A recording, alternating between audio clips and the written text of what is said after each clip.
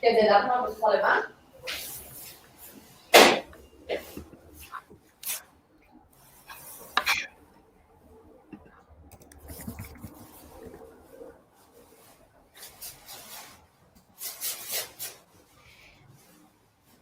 Bom, vou esperar um pouquinho as pessoas entrarem. Rui, queria saber se você ligou sua câmera.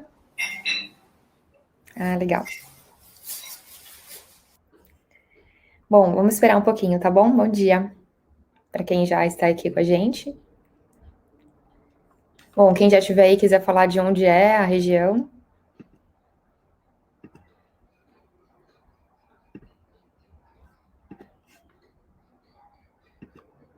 Já tem o pessoal aqui. Só mais uns instantes, tá bom, pessoal? Bom dia, Meren.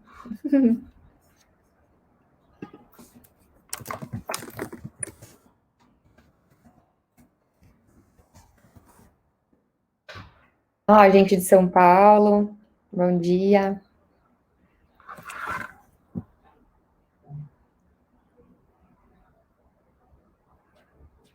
Olha, de Fortaleza. Que legal, bom dia.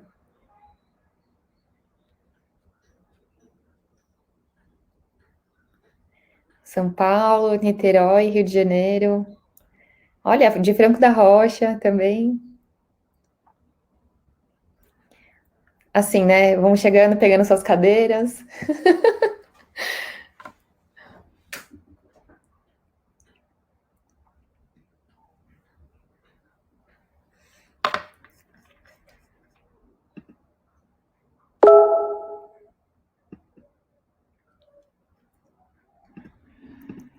Bom, pessoal, então, olá a todos. Eu sou a Lívia, eu sou UX designer aqui na Vagas. E para quem ainda não nos conhece, nós somos responsáveis pelo Vagas for Business. É uma plataforma que atua há mais de 20 anos, contribuindo para que mais de 2.000 empresas contratem talentos, cada vez melhor e mais rápido. E eu vou me descrever aqui. Eu sou uma mulher, eu sou branca, tenho os olhos verdes, o cabelo loiro escuro, eu estou vestindo uma camisa branca. E aqui atrás de mim tem um painel de madeira e algumas plantas verdes. E comigo aqui também estão hoje a Jade, que é a nossa tradutora e intérprete em Libras, e também Rui Brandão, que ele é CEO e co-founder na empresa Zenk Lab. E o tema de hoje, no nosso webinar, é um tema bastante relevante, que é a importância da saúde mental no mundo corporativo. E para quem não sabe, no mês de setembro, aqui no Brasil, é feita uma campanha do Setembro Amarelo, e que visa a prevenção ao suicídio. Porque no dia 10 de setembro é o Dia Mundial da Prevenção ao Suicídio. E nós sabemos que, assim, falar do equilíbrio mental, né, da saúde mental, ela já se faz presente aí, muitas pessoas vêm falando isso nos últimos tempos, né, e se a gente olhar para essa questão de pandemia, a Covid-19, os impactos que ela causou, isso se faz ainda mais presente, né, essa questão de a gente conversar sobre esse tema, porque se trata de uma questão de saúde pública, né, como que a gente olha para a sociedade no geral. Então, as empresas vêm fazendo, assim, um trabalho de conscientização, buscando ter uma sensibilidade, né, de como poder tratar dessa questão, que é tão latente, e também do seu principal ativo, que são as pessoas, né, que movimentam as empresas, é o que faz a coisa acontecer, e a gente não pode parar, né, então como que a gente tem esse olhar para cada um. Então, Rui, te agradeço muito pela sua presença hoje aqui no nosso bate-papo, é uma honra poder falar contigo sobre um tema que é tão importante para o RH. Então, quero pedir, por gentileza, para você se apresentar, se descrever e falar um pouquinho sobre a Zenk Lab para nós. Obrigado, Lívia. Jade, bom dia. Acho que o seu áudio... Já está liberado. Está liberado. Você está me ouvindo? Alô? A gente não está te ouvindo, eu acho. Ouvindo sim, Lívia. Vocês estão ouvindo, pessoal? Eu tô... Tá rolando.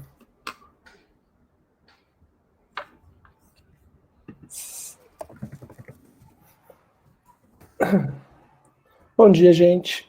Acho que enquanto a Lívia resolve, É um prazer enorme estar aqui e falar de um tema que me é tão querido. Eu sou o Rui, eu sou um médico português que já está no Brasil há 8 anos, tá? Eu sou um homem branco, eu estou com uma boa cabeleira castanha, uma barba com alguns dias. Atrás de mim eu tenho 2 espelhos e uma parede que eu acredito ser marrom. Eu estou usando uma camiseta, tá? Uma camiseta cinza. E acho que conseguem ter. E eu tenho 30 anos, tá? Olhos marrom também. Então, como eu estava dizendo, portanto, eu sou médico, mas há uns 5 anos que abandonei a prática clínica para começar o Zen Club. Então, o Zen Club é uma plataforma de saúde emocional e desenvolvimento pessoal que permite que todos nós exploremos a nossa saúde emocional e realmente pratiquemos o autoconhecimento para viver melhor. Então, através do Zen Club, vocês conseguem ter acesso a conteúdos, ferramentas e especialistas, tudo digitalmente. Então, a gente tem uma rede de mais de 500 profissionais, entre coaches, psicólogos, terapeutas, para que você possa fazer consultas por vídeo, chat ou áudio. A gente trabalha tanto com o cliente final, então qualquer um de nós pode usar o Zen Club, e também trabalhamos com mais de 200 empresas como um benefício de saúde emocional para os seus colaboradores.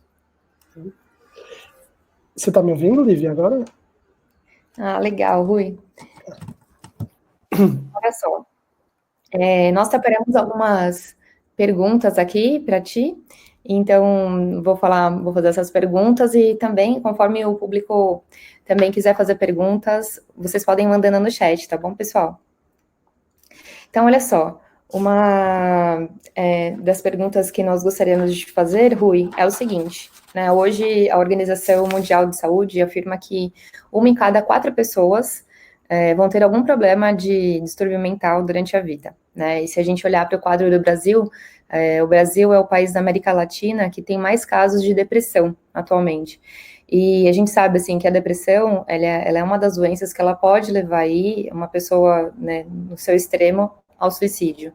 Então, é muito importante a gente falar desse tema. E também é importante a gente diferenciar, né, o que é saúde mental e saúde emocional. Você pode falar um pouquinho mais para nós? Claro. Então, vamos começar talvez pelo último ponto, né? Qual é a diferença entre saúde mental e saúde emocional? As duas são intimamente relacionadas a uma questão de comunicação, na minha visão. Saúde mental, infelizmente, foi visto ao longo das últimas décadas como doença mental. E foi isso que acabou estigmatizando tanto esse tema na sociedade e no nosso cotidiano.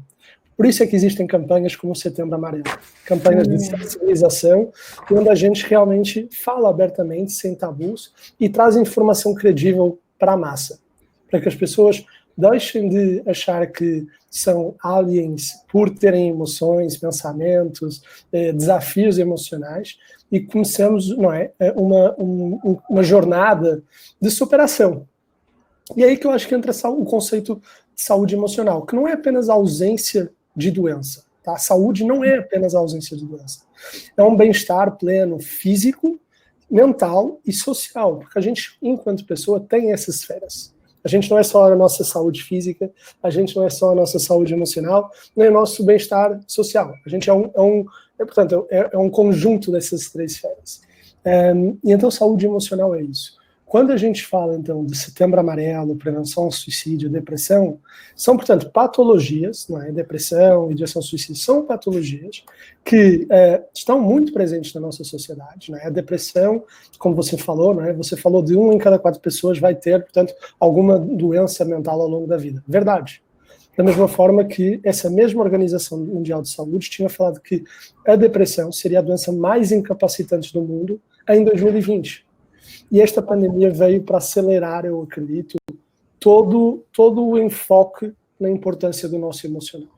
Então, enquanto para privilegiar a nossa saúde física, para a gente não ser infectado, para a gente não, portanto, implodir, não é, o sistema de saúde, seja ele privado, público, no mundo, a gente foi pedido o quê? Fiquem em casa, se isolem em casa e vamos juntos achatar, não é, a curva de propagação do vírus. O que talvez não estava tão claro é que ao fazer isso, não é, ao ser humano ter que ser forçado a quebrar a sua rotina, a quebrar, portanto, ter que ficar clausurado em casa 24/7, ter que compactar, não é, a sua vida familiar, profissional, social, no mesmo ambiente, a gente não sabia que se ia tornar tão vulnerável de um ponto de vista emocional. Uhum. E é isso que a gente está vendo. Eu encaro isso assim, costuma-se falar que temos que sair da nossa zona de conforto, né? O ser humano não gosta disso. O ser humano não gosta de se adaptar. Então, a gente só aprende quando tem um gatilho, quando tem uma força maior que nos mostra assim, ó, dá para fazer diferente. E depois há pessoas que se adaptam rapidamente e há pessoas que ficam a remoer o passado. A gente, enquanto sociedade, teve que se adaptar rapidamente. Então, o que eu estou vendo, assim, na minha posição hoje, é o quê? É mais falas, mais comunicação, mais vulnerabilidade. Eu acredito que isto é um bom passo para que a gente não deixe que doenças mentais penetrem mais a nossa sociedade. Tá certo. E assim, você falou de um ponto interessante, assim, que é uma questão de a gente não tratar isso como um tabu, né? Então, durante muito tempo, isso foi sendo visto como um tabu e as pessoas não falavam disso, né? Então, Rui, você pode falar um pouquinho porque é importante falar sobre esse tema? Claro. É importante, portanto, as pessoas... Vamos lá. Qual é a grande barreira relacionada às nossas emoções, relacionada à nossa mente? É o tabu. Portanto, é a desinformação e a descredibilização. São estas duas alavancas. Não é necessariamente a qualidade do psicólogo. Não é necessariamente a dificuldade de encontrar um psicólogo. Existem essas dificuldades. Mas se a gente olhar para os três grandes pilares de dificuldade, que é desinformação e descredibilização. Portanto, onde é que eu encontro um especialista? Preço, tempo que eu gasto, portanto, essas questões mais comportamentais e da contemporaneidade, estigma e tabu são, sem dúvida, a maior barreira. Então, a gente tem que quebrar a primeira, porque é algo comportamental, puta, se você faz, você é maluco, se você faz, é louco, ou isso é só coisa para rico. Né? A gente tem estas preconcepções sociais, e enquanto a gente não quebrar isto, a gente vai continuar com o quê? Há outro dado da Organização Mundial de Saúde que é muito relevante, que é apenas 20% das pessoas com uma doença mental procuram ajuda. Então você vê que o problema está no começo. Não tá, portanto, no serviço em si. O problema está no acesso. Então, eu acredito que a gente, ao usar tecnologia, né, eu acho que há aqui duas alavancas muito relevantes. Ao a gente usar tecnologia para que as pessoas possam, do anonimato dos seus lugares de conforto, seja a sua casa, o seu quarto, né, dentro de casa, através do seu celular, através do seu computador, conseguirem ter acesso a um especialista por chat, áudio ou vídeo, a gente quebra o tabu, porque você está no seu anonimato. Uhum. E dois, à medida que a gente comunica, né, comunica positivamente, a gente deixa de ver só aquelas fotos escuras do homem chorando, da mulher chorando, e começa a mostrar que, cara, depressão é uma consequência da forma como você lida com as suas emoções. Tem um componente genético? Sem dúvida. Tem um componente social? Sem dúvida. Tem um componente ambiental? Sem dúvida. Mas, acima de tudo, é muito da forma como você lida e gerencia as suas emoções. É muito da forma como você interpreta as situações do seu cotidiano. Então, né? Então, assim, se a gente comunicar e começar a trazer um conforto para as pessoas se exporem e não tenham medo, sintam confiança que a parte escuta, portanto, a parte receptora daquela informação que eu acho que estou triste, eu acho que posso estar com começo de depressão, e você é acolhido, você não é julgado, né? Quando você começa a quebrar essa comunicação, você desbloqueia grande parte desse problema. Né? Tá certo. E até tem uma pergunta aqui, ó, da Fernanda Abreu. Ela pergunta quais são os outros sintomas da depressão, né? Você falou um pouco em relação à tristeza, né? Mas, assim, muita gente às vezes confunde também essa questão de estar triste, né? Porque às vezes a pessoa ela tá triste, mas ela faz alguma coisa ali que, de repente, ela conversa com alguém, ou ela assiste a alguém, enfim, ela escuta uma música, ela melhora, né? Mas existe algo na depressão que é a ausência de prazer, né? A pessoa, às vezes, ela sentia prazer em fazer determinadas coisas e que agora ela não sente mais. Então, existe uma diferença aí.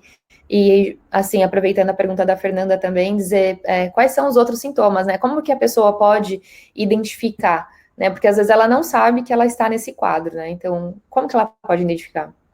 Quais os sintomas, né? A sua colocação foi sublime, Lívia. Portanto, não é uma tristeza, não é isso. É realmente uma falta de ânimo ou prazer de coisas que antes nos davam esse ânimo ou prazer. Então, existe claramente uma mudança de quem era o eu para quem eu sou hoje. E tem duas coisas, duas variáveis relevantes. Portanto, há mais sintomatologia além da falta de ânimo ou prazer. Então, a gente tem o quê?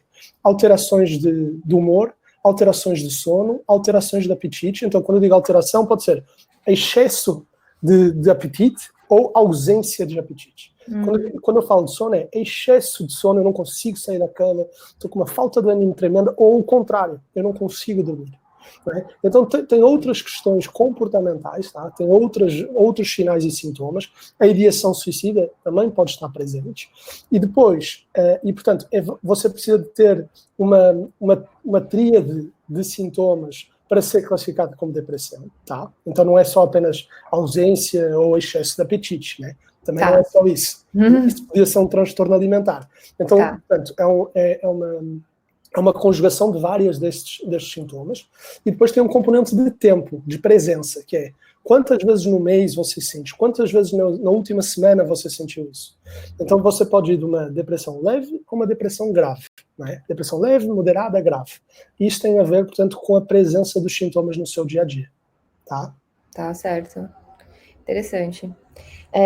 Assim, por exemplo, a gente também sabe, né, que essa questão do estresse, por exemplo, ela também está vinculada a isso, né? Então, você trouxe esse cenário de que as pessoas, elas tiveram que fazer toda a sua rotina, né? Ela tem a rotina familiar ali, doméstica, ela tem o trabalho, e muitas vezes, muitas pessoas que não estavam adaptadas ao home office, né, tiveram que fazer tudo dentro das suas casas, né? Ninguém estava adaptado a este home office.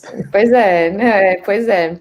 Todo mundo foi pego de surpresa aí, né? Então tá sendo, assim, bem interessante, assim, poder te ouvir, porque, assim, muitas vezes a pessoa tá ali tentando lidar com aquela rotina, né? E aí ela não sabe que isso tá afetando ela emocionalmente, né? Então, interessante, assim. Algumas perguntas aqui, ó, que a gente, na verdade, a Elaine Santos fez e o Diógenes também, né? Acho que tem a ver. A Elaine diz assim, ó, sou estudante de psicologia e estou iniciando meu TCC sobre promoção à saúde mental no contexto organizacional, né? E que dicas, assim, a gente pode trabalhar nessa questão da organização, né? Como introduzir isso? Porque o Diógenes também pergunta, né? Como RH, como esse trabalho de conscientização, então, ele pode começar na empresa? Acho que essas duas perguntas, elas têm uma relação. Acho que vai te dar pistas aí, Elaine, sobre o seu projeto também. Ótimo tema de TCC.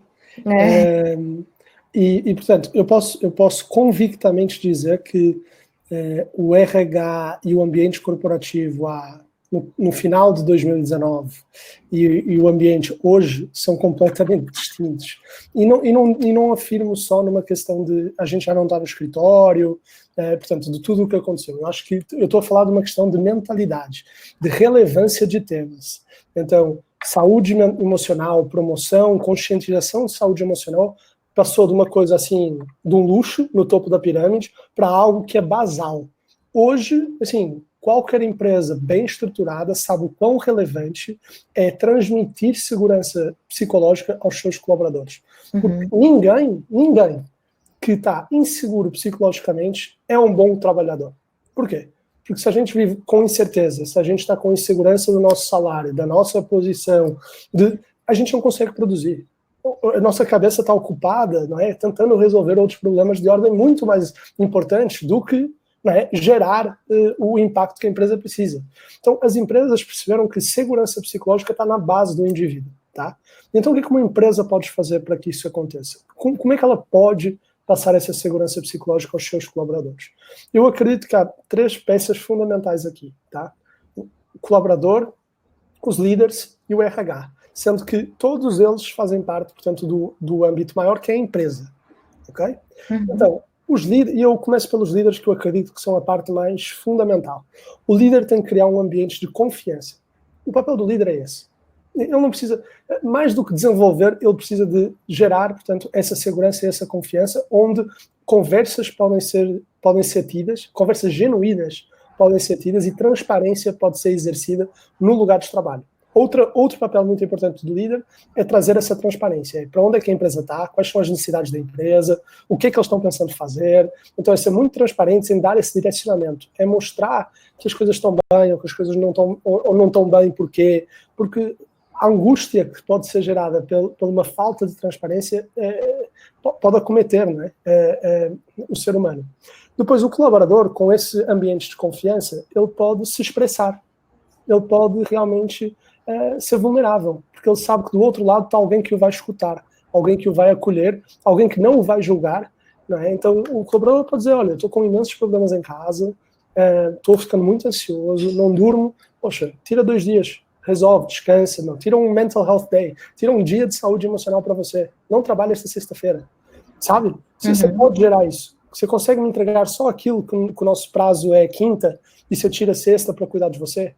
Beleza. E qual é o papel do RH? O papel do RH é criar rituais que fortaleçam tudo isto. É massificar, não é? Esta abertura que a liderança tem que dar. É massificar, portanto, esse espaço de conversa que o colaborador tem, para que, portanto, esse diálogo possa ser feito e trazer, portanto, informação credível. Bom, o RH pode ser um canal que difunde informações muito relevantes. Poxa, como exercer a autoestima, como, portanto, construir, portanto, como fortalecer a sua resiliência. Se você está com problemas familiares, trazer um expert de, sei lá, relacionamentos familiares, porque há pessoas que do nada, não é, estão vivendo com os pais, com os filhos. Poxa, como gerenciar, não é, tudo isso? Então, é escutar o que é que os colaboradores dentro da sua organização estão precisando, não é, dar essa confiança e essa segurança para que eles realmente sejam genuínos e fazer algo em relação a isso. E com isso, assim, estamos a falar de coisas simples. Aplica um mapeamento, pergunta quais são as maiores necessidades do teu público e começa a trazer especialistas. Um próximo passo pode ser contratar um Zen Club. Assim, fazendo aqui um mini jabá, mas sendo bem prático. Por quê? Por quê? Não, pode falar. Porque aí eu acho que existe aqui um outro componente, que é, muitas vezes o que acontece é o seguinte, o líder dá espaços de fala. O colaborador tem problemas. Só que ele olha para o líder e fala, eu não tenho que compartilhar esta informação com ele. Ele não vai saber o que me dizer. Ele não vai saber como me agregar e eu vou colocar um peso sobre essa pessoa. Se você traz, portanto, uma plataforma como a nossa, onde do conforto de casa, no próprio dia, na própria hora, eu consigo ter acesso a um especialista em relacionamento familiar, né, você agrega as duas pontas. Eu vou ter insights muito mais relevantes, porque eu estou falando com um expert no assunto. O meu gestor não vai ter que ouvir, portanto, todas estas questões pessoais que ele não sabe lidar e que vão gerar, portanto, uma pressão adicional. Não é? E então, você acaba, portanto, de dar a melhor solução para as duas partes. Tá certo, assim, e assim, eu também fico pensando, assim, que muitas vezes, por exemplo, o colaborador, ele não chega a falar para o seu líder, porque ele fala assim, porque eu tô trabalhando só com as questões aqui, eu não tenho que levar as minhas coisas pessoais, né, para o trabalho, mas a gente esquece que nós somos um só, né? A gente, para poder trabalhar bem, nós precisamos estar bem, né? E aí fico também pensando que uma outra situação às vezes a pessoa não quer também se expor, não quer falar, e ela acaba não colocando que ela não está bem, e aí o trabalho continua, né? Então, assim, enfim, ela tem coisas para entregar, ela tem datas, tem reuniões, ela tem que estar lá, né? Enquanto ela não dá essa visibilidade e também não se trata, aí a própria acaba se incapacitando para o próprio trabalho dela, né? Sim, e acho que aí um ponto muito interessante, que é o seguinte, assim, resumindo toda a minha fala, o papel da empresa são dois. Portanto, é garantir um espaço de segurança e trazer as ferramentas necessárias para que os seus colaboradores passem do ponto A para o ponto B. Qualquer líder de uma empresa quer que o seu colaborador se desenvolva. E às vezes desenvolver não é uma questão técnica, é uma questão de saúde, é uma questão comportamental. Então, a empresa deve ser uma facilitadora de ferramentas que te fazem ir do ponto A ao ponto B mais rápido. Ponto. Qual é o papel do colaborador? Ser genuíno em relação às suas necessidades, ponto número 1. Então, me fala quais são as tuas necessidades, voltamos à empresa, tem que gerar confiança. E ponto 2 é mostrar que está lá para valer. Então, assim, se a empresa dá essas ferramentas, se ele precisa, então também use. Né? Tá certo. tem que trabalhar juntas. Não, e proporciona esse equilíbrio, né, esse bem-estar para que ele possa desenvolver. Muito, muito bacana mesmo, de poder ver que tem, assim, estratégias, né, como, por exemplo, a Zenk Lab para poder apoiar as empresas, né. Aqui tem uma pergunta também da Fernanda Abreu, ela está perguntando aqui, ó. Quando falamos em saúde, muitas pessoas só vão ao médico quando estão doentes. E investir na saúde emocional seria uma prevenção? Né? Porque há casos de doenças que elas começam na mente, né? Então, se você puder falar um pouco sobre isso. Sim, Fernanda, eu costumo dizer que a gente tem um sistema de doença e não um sistema de saúde. Eu costumo dizer que a gente é muito passivo em relação à nossa saúde, então a gente é só reativo à doença, e isso está em grande parte, na minha concepção, ligado à forma como o sistema de saúde foi desenvolvido. Então, assim, eu acredito que nós somos ainda chamados de pacientes, né? O paciente é uma pessoa que não tem paciência, que não tem voz, que não é dono de uma decisão, não é que espera, passivo. Então, eu acho que é uma questão estrutural, assim, de como o sistema foi criado, né? Onde você tem o hospital, você tem a seguradora, você tem a fármaco, você tem os laboratórios, e a gente está aqui orbitando do lado. Então, assim, eu acho que é por isso que a gente ainda continua cuidando de doença. A gente não criou uma experiência de clientes para nós, seres humanos. Ponto número 1.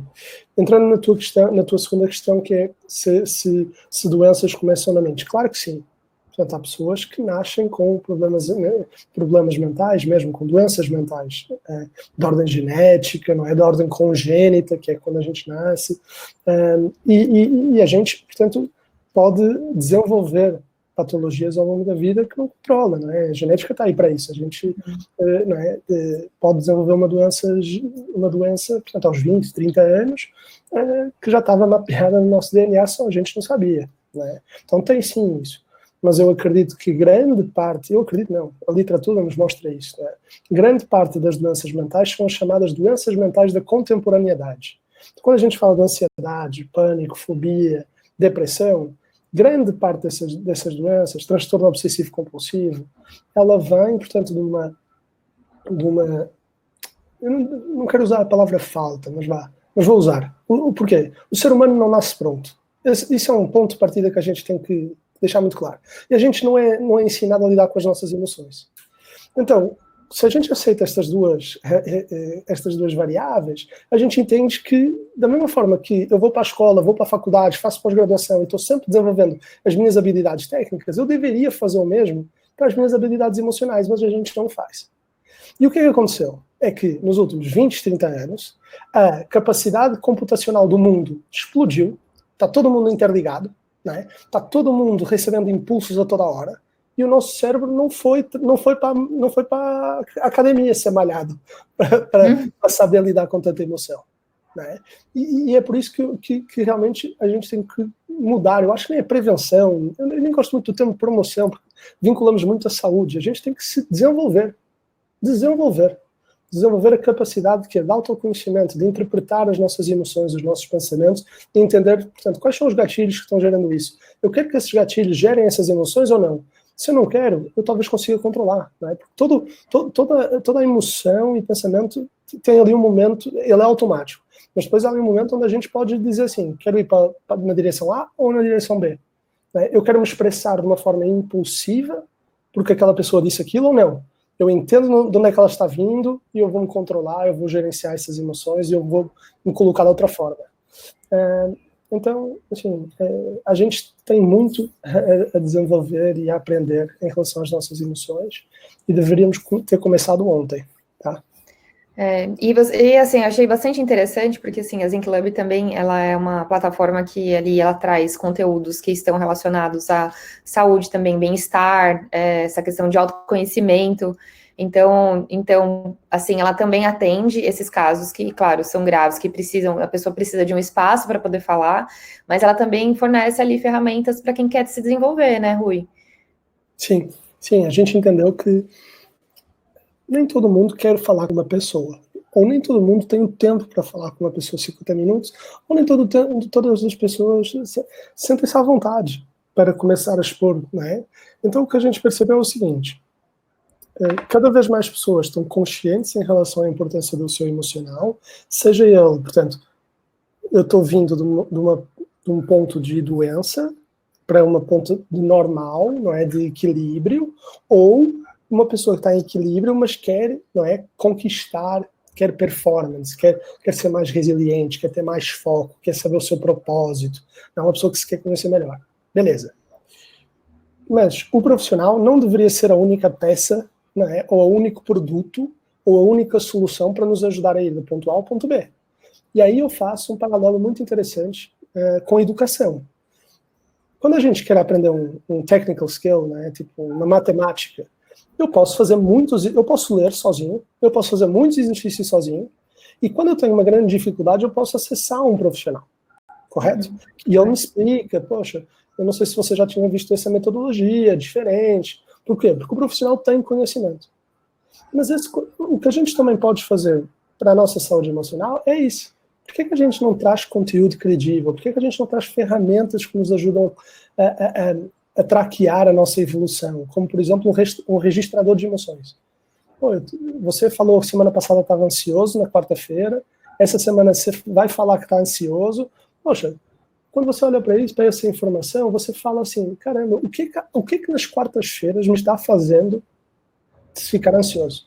É como o espelho e a balança, sabe? Toda manhã você se olha no espelho e você pode se pesar. E você, com aquelas duas informações, você consegue dizer o seguinte: poxa, eu hoje vou na academia, eu hoje vou comer saudável. É autoconhecimento na veia. Por que a gente não começa a registrar e a tangibilizar as nossas emoções e a entender que fatores fazem, portanto, nos afetam? E eu acho que conteúdo, ferramental tecnológico nos pode ajudar muito a entender esses padrões e a tomar uma decisão. Pô, eu quero um profissional, eu quero um conteúdo, eu quero um vídeo, eu quero uma dica, eu quero um teste. Há tanta coisa que a gente pode usar. Nossa, que bacana, que muitas coisas ali, né, que estão à disposição ali para que a pessoa possa se desenvolver, muito bacana mesmo. Tem até uma pergunta aqui do Gustavo, quais funções podem ajudar na saúde emocional? Você falou um pouquinho aqui, né, mas só para a gente poder explanar um pouco mais. Claro, eu começaria por essa dica, assim, parar para registrar, não é, as nossas emoções. Então, assim, é conseguir ter algum período de análise. E pode ser individualmente, isto pode ser um diário. Tá? Mas é só identificando padrões que você consegue tomar decisões assertivas. Tá? Então, tudo começa aqui.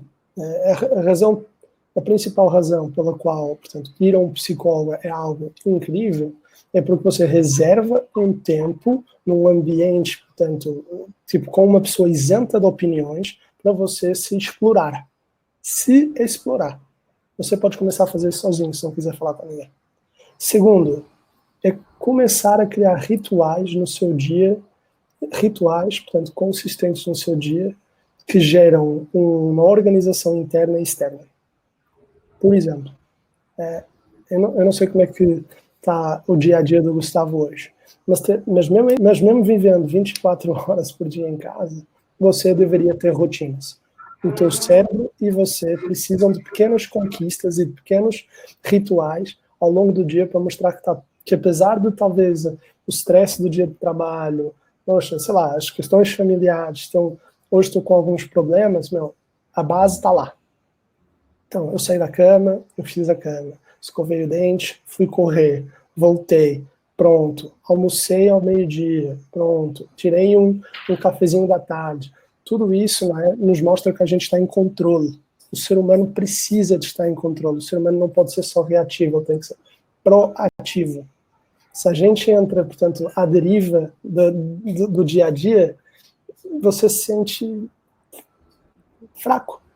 Então você tem que pautar o seu dia a dia. Então eu diria que se você conseguir dominar essas duas coisas, assim, coisas incríveis vão acontecer no seu dia. Não, muito bacana, assim, essa inclusive... Isso é jabá, né? Não, inclusive, assim, essa questão da construção da rotina também, ela leva à construção de hábitos, né?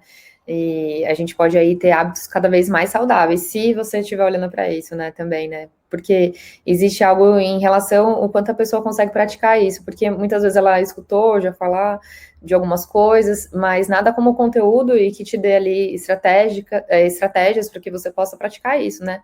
Trazer isso de fato para o seu dia. Muitas pessoas passaram a dizer que trabalhando no home office passaram a trabalhar muito mais, né? E eu fico pensando assim, como que então tá essa questão da organização da rotina para que a pessoa não se desgaste, né, Rui? Então, o quanto é importante olhar para isso, assim, né? Então, muito, muito, muito bacana. Tem uma pergunta aqui também, sobre essa questão da pandemia, né?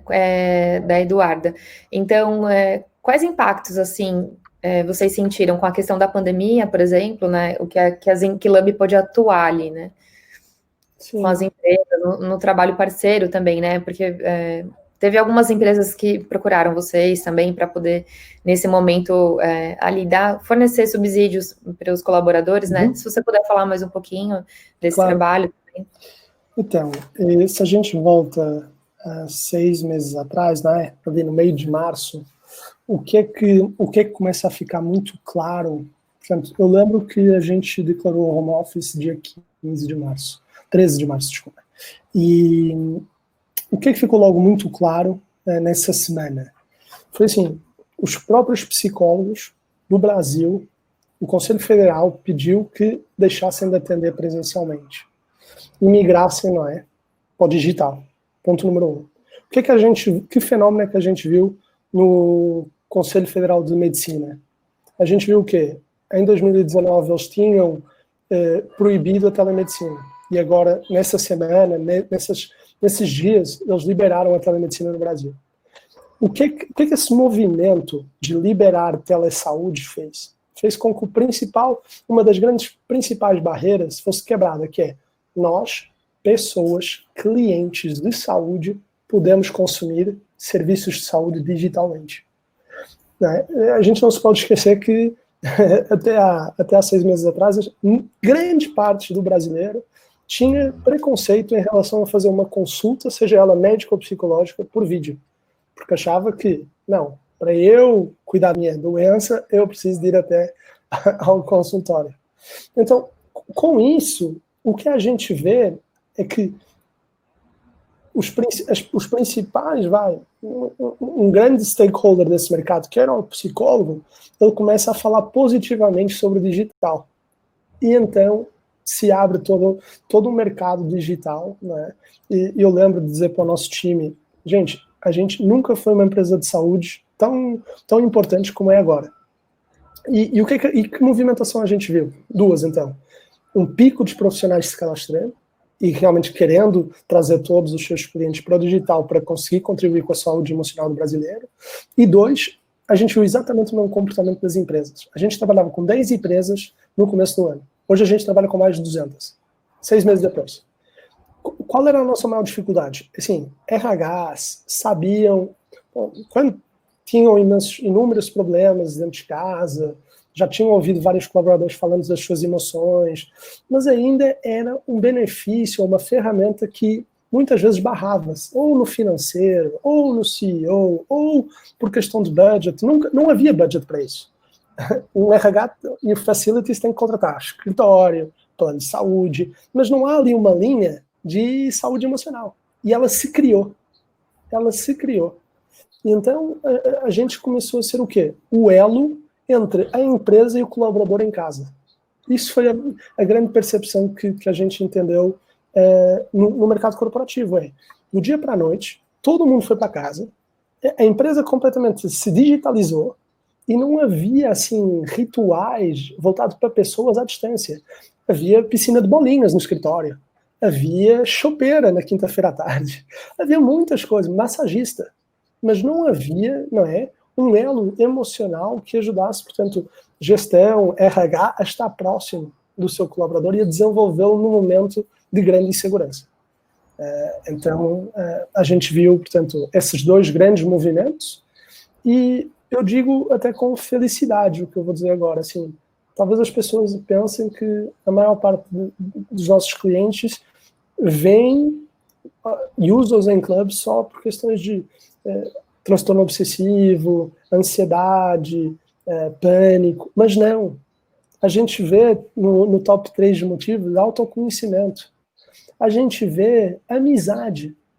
Então, é bom ver que as pessoas ganharam uma consciência de que, eu nunca parei para olhar para dentro. É agora. Agora eu tenho tempo. Agora eu estou em casa e eu encontrei o Zen Club. Nossa, que bacana. Muito bacana. Inclusive, a Juliana Silva fez uma pergunta aqui, ó. Como você acha que o Zen Club ajuda na qualidade de vida? Acho que tem tudo a ver com o momento do que a gente está falando nesse instante. Portanto, Juliana, eu acho que é realmente a questão de nos conhecermos melhor. É gostoso nos confrontarmos com a nossa realidade. É doloroso também, tá? É doloroso, mas é muito gostoso entender que há comportamentos que a gente tem que podem ser adaptados. Sabe, quando, sei lá, as pessoas falam numa roda de amigos, sei lá, Rui, você é muito ciumento, sabe? E você já ouviu isso consistentemente, ou você precisa estar sempre enamorado, ou putz, você não consegue gerenciar bem o seu tempo. Sabe quando você começa a entender que você consegue mudar isso? Que você não precisa de ser essa pessoa para sempre? Eu acho que a gente tinha uma ideia pré-concebida que a gente nascia pronto. Não, eu aprendi a ser assim. Não. O meu pai é assim, infelizmente. Eu sou assim, não vou mudar, já estou muito velho para mudar. Errado, você pode mudar. Você pode portanto, se adaptar, você pode se modular. O cérebro é modulável. E então eu acho que é aí que vem a qualidade de vida. Quando você se conhece, né, você não leva nada a mal. Porque você sabe como é que é, por que você é assim, e você, portanto, está com uma base muito estruturada para ser desafiado por outros. Enfim, você está plena. Acho que é o que todos nós queremos alcançar, né? Mas começa quando a gente está bem com a gente mesmo, a gente está bem com o mundo, né? Então, realmente, é um caminho de como se desenvolver isso, né? Interessante, assim, que naquela ocasião, naquelas que você estava falando, né? Que, assim, antes as empresas, elas... muitas vezes isso não era trabalhado, né? Então, eles, muitas vezes, não tinha budget para isso, né? E eu fico pensando, assim, o quanto, por exemplo, essas questões de saúde emocional estavam presentes, mas, no entanto, como elas não eram priorizadas, às vezes as pessoas até tinham essas questões, mas nem tinha espaço para isso, né? Enfim, não tinha esse trabalho, porque agora, com essa questão toda da pandemia, que startou olhar mais para isso, com mais atenção, é o que movimentou mais essa busca, acredito, das empresas de fato criar esse espaço, né? Que antes não era priorizado e nesse momento sim. E aí, por que eu estou também falando isso? Porque a Elaine aqui, Santos, fez uma pergunta para nós, né? Hoje eu estou numa empresa multinacional em que o índice de sofrimento mental é enorme, né? E não temos um trabalho voltado para a promoção da saúde mental, né? Aqui, emocional, vamos dizer assim, né? E na sua opinião, por que ainda temos tanto tabu, então, nas empresas, né? Além de ser... Porque muitas vezes ele é barrado no financeiro, né? Então, acho que a gente está aí entre empresas que já se sensibilizaram com o tema e outras que não, né? Então, como que isso pode... como que a Zen Club pode apoiar essas empresas que ainda não iniciaram esse trabalho? Como que isso pode mudar, né? O que você tem para acrescentar para que a gente possa ali mudar essa forma de ver dessas empresas, né? Eu tenho aqui, portanto, um ponto que explica o porquê isso, mas tenho 3 que contrapõem esse ponto. Então acho que é bom, a gente vai para casa com 3 para 1. Então vamos lá. O ponto 1, por que ainda há muitas empresas, eu estou vendo aqui o Pedro, que também faz uma pergunta semelhante, né? O quanto que empresas que não olham estão perdendo, eu acho que entra um pouco nos meus 3 pontos de porquê. Então vamos lá. Isto é uma coisa nova, tá? Assim, este nível de consciência, de informação, de desenvolvimento, portanto, de boas práticas corporativas é nova. A gente, até há pouco tempo, investia muito em hard skills. Era hardware. A gente era um mundo voltado a hardware. Né? E provavelmente, o que acontece é que há empresas, né, onde ainda temos uma gestão que vem desses tempos. Vem do tempo do hardware, do hard skill, da porrada. Assim, tem que ser feito e vai ser feito, seja de que jeito for, e vamos embora. Né? E a gente agora está no mundo do quê? Do soft skill, do software, né? E de entender que há formas de desenvolver, portanto, o ser humano que podem ser muito mais intuitivas, apesar de não serem tão claras. Então, é daqui que a gente parte. Por quê? Porque era isto. Era assim que se fazia, e há pessoas que demoram mais, e há pessoas que não têm tanto acesso à informação, ou não estão tão atualizadas. Tá? Então, quais são as três linhas de argumentação que podem ser introduzidas dentro de uma discussão corporativa para que portanto, este ponto mude, não é, de posição? A primeira, responsabilidade corporativa. Saúde emocional é uma das pautas mais importantes hoje, não é, para o sucesso de uma empresa. Responsabilidade corporativa. Estamos a passar por uma crise de saúde global. Saúde nunca teve tão presente. Era um dos maiores custos da empresa, mas é obrigatório, etc. Agora, as pessoas estão entendendo que dá para mudar este custo e dá para começar a olhar para a saúde como um ativo. E começa em saúde emocional. Assim. Acho que os millennials, ao longo dos últimos 5 anos, mostraram quão importantes pautas como sustentabilidade, diversidade, saúde emocional são no mercado de trabalho.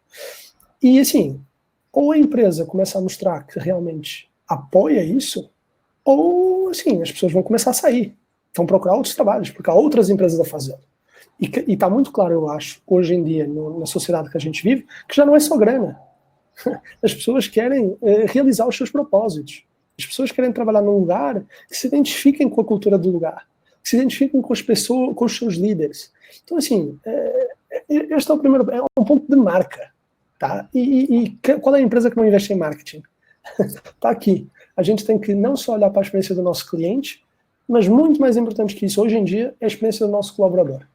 Né? E o efeito é multiplicador.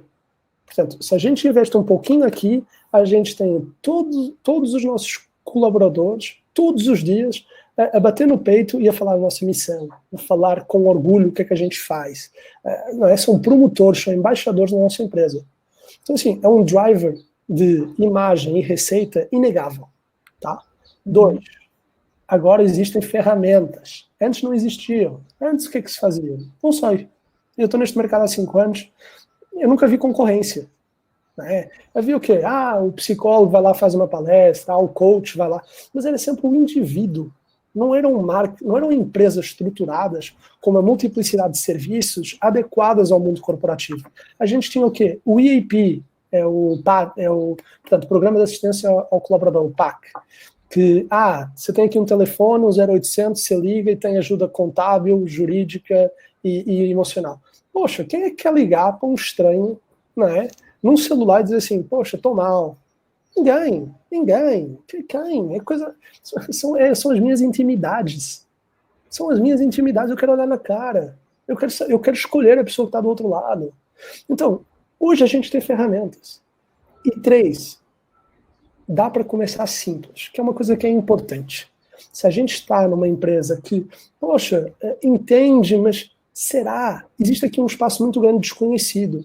Então, para começar a implementar uma coisa completamente inovadora dentro da empresa, é preciso ir aos poucos. É preciso fazer uma lista de iniciativas pequena e começar a mostrar o real valor. Comecem com uma palestra. Comecem, fazendo uma roda de conversa sobre um tema que já mapearam internamente. Né? É simples. É reservar uma hora na agenda de todo mundo. A pauta é um tema legal. Como se comunicar melhor à distância? Como ser mais empático com o seu colega? Não precisamos de falar sobre o tema tabu, tá, gente? A gente não precisa de ir na ferida, a gente pode ir, portanto, no catalisador, né? Tem aqui 3 argumentos que você consegue começar a construir um caminho onde a liderança vai mudar. E encontrem um embaixador lá dentro. Todo mundo já passou por uma situação difícil na vida. Mais do que uma. Então, assim, encontrem um embaixador que tem, talvez, tanta ou mais voz que vocês, grudem nele, né, e submetam um microprojeto. Muito bacana, né? É uma forma de começar. Que bom, que bacana. Existem várias estratégias, inclusive, para começar, né? E Rui, fiquei sabendo que tem uma surpresa aí para quem está aqui nos acompanhando, certo? Algumas condições especiais do Zen Club aí para quem nos acompanha, se você... Sim. Você tem... tá aí o link da página. Muito bem. A gente fez uma parceria, portanto, com vagas para oferecer para todos vocês que querem começar a trilhar essa jornada de saúde emocional dentro das suas empresas, onde, portanto, terão acesso, portanto, não só a consultas com os nossos especialistas, mas a gente tem 3 verticais de produto, tá? Eles trabalham em conjunto. Então, a gente ajuda a difundir informação credível dentro de empresas, conteúdo. Olhem o nosso Instagram do Zen Club. A gente realmente traz uma nova forma de falar do tema, muito, muito gostosa, que todo mundo, quer comentar e interagir. E, além disso, a gente também tem a nossa rede de especialistas, então a gente faz muitas lives, rodas de conversa dentro de empresas. No nosso aplicativo, os colaboradores de vocês podem ter acesso a podcasts com Ricardo Amorim, Mário Sérgio Cortella, Bernardinho. Então, assim, qual é o líder que não quer falar disso internamente, sabe? Qual é o líder que não olha para o Ricardo Amorim com positividade, com o Mário Sérgio Cortella, para o professor Clóvis de Barros? Né? Portanto, a gente tem inúmeros conteúdos legais, digitais, dentro do aplicativo. As consultas, portanto, qualquer um dos colaboradores pode fazer consultas no nosso site ou app. E, por fim, que muito relevante também para ajudar essas lideranças a tomar decisões, a gente gera um mapa emocional da empresa, mensalmente. Então, você consegue trazer dados para a conversa, você consegue identificar padrões de comportamento da sua organização que mais nenhuma entidade dá. Um plano de saúde não te dá esses dados, né? Um laboratório não te dá esses dados. Então você consegue saber quem é que está com problemas de sono. Não é quem, perdão. A gente não compartilha informação identificativa. Mas portanto, qual é a penetração de problemas de sono, de procrastinação, de falta de autoestima? Poxa, legal. Eu já sei que não tem nada a ver com o Outubro Rosa. Eu vou falar de sono, porque a maior parte da minha empresa está falando de sono. Poxa, legal. Vamos trazer conteúdo voltado para isso? E aí você consegue tornar, portanto, um ciclo virtuoso de início de saúde emocional dentro do local de trabalho. Nossa, muito legal. Olha, para quem viu aí no nosso chat, o link está ali para vocês acessarem, né, essas condições especiais do Zen Club.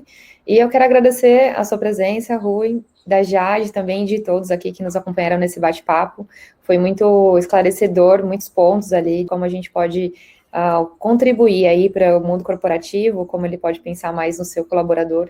E também, por que não, a gente pensar em nós mesmos, né, de a gente poder ali se desenvolver cada vez mais, se potencializar, descobrir as nossas capacidades, né, e a gente estar sempre construindo ali uma jornada do nosso bem-estar, né. Então, muito grata, Rui, pelos esclarecimentos, a contribuição foi muito bom. Adorei também. O pessoal escrevendo aqui para nós, que gostaram bastante. Agradeço a presença de todos. Muito obrigado pelo convite. É sempre um prazer falar sobre este tema. Tá deixando de ser tabu, gente. Acho que precisamos de mais gente falando sobre ele. Muito grata, Rui. Obrigado. A gente encerra por aqui. Até mais, pessoal. Até mais. Tchau, tchau.